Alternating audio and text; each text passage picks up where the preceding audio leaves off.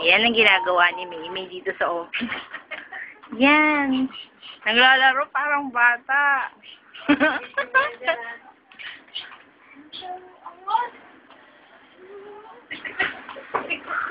Parang adik lang eh.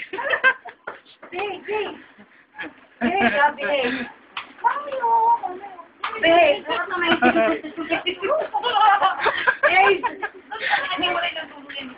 Behave na? Behave. Tapos, yung lola niya nagbabatay sa kanya. Uy, bakit ka nagtatago? Nagtatago si Wawa. Tumigil na kayo, parang may gago. Natutulog ako. Natutulog ako. Natutulog ba daw ako?